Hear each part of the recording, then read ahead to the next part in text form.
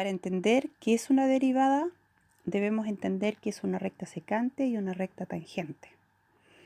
Cuando a una circunferencia la corta una línea recta en más de un punto, en este caso en 2 puntos, se dice que dicha recta es una recta secante.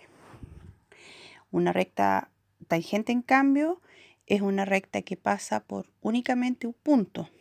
Tangente quiere decir tocar. La recta nada más toca la gráfica en un solo punto, no alcanza a cortarla en dos. La derivada, entonces, en pocas palabras, nos sirve para encontrar la recta tangente a cualquier gráfica en algún punto dado. Para entenderlo matemáticamente, les voy a dar un ejemplo. A ver, vamos a suponer que tenemos un globo y sobre este apoyamos un palo de helado.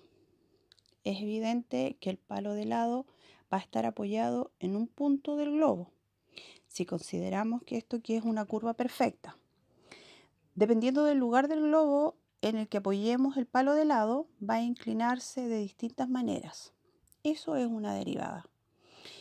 Esta nos permite determinar la inclinación, en este caso del palo de helado, en cada uno de los puntos del globo cuando lo apoyamos.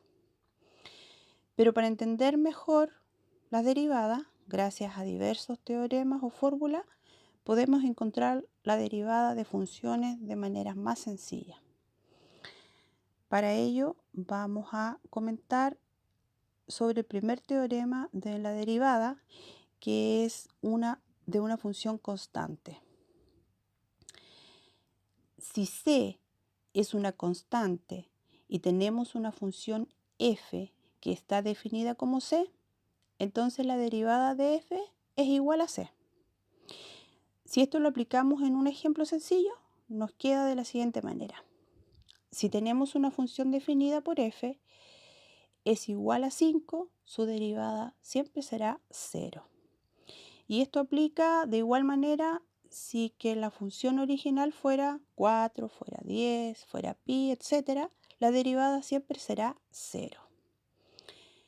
El siguiente teorema trata de la derivada de una potencia. Y este teorema dice que si tenemos una función definida por f igual a x a la n, entonces la derivada de f es n por x elevado a n menos 1. Se puede observar entonces que el exponente original n pasa a multiplicar a la variable x y el exponente original le restamos 1. Ejemplo, si tenemos una función definida por f igual a x elevado a 7, su derivada será 7x elevado a 6. El teorema 3 nos habla sobre la derivada de una función multiplicada por una constante. Sea una función f, entonces la derivada de la función g va a ser la misma constante c por la derivada de una función. Aplicando un ejemplo, nos queda que si tenemos una función definida por 3x elevado a 4, igual se puede expresar como 3 por x elevado a 4, de tal manera que 3 representa la constante.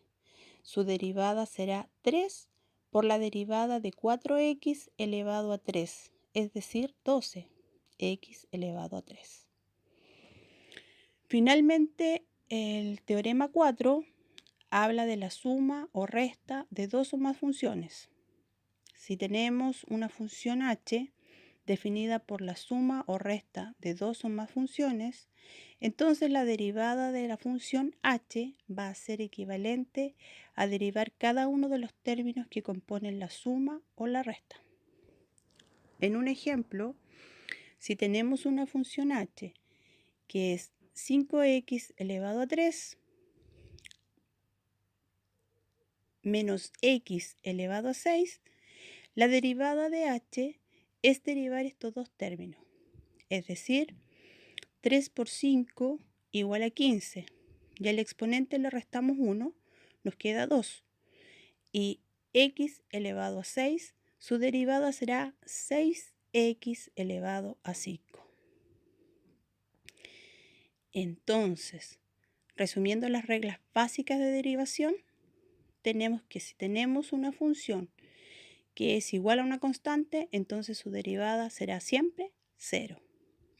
La segunda derivada dice que si tenemos una función x a la n, su derivada n por x elevado a n menos 1.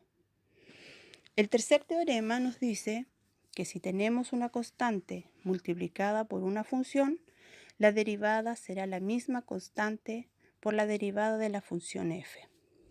Y finalmente tenemos la sumatoria de dos o más funciones o la resta de dos o más funciones.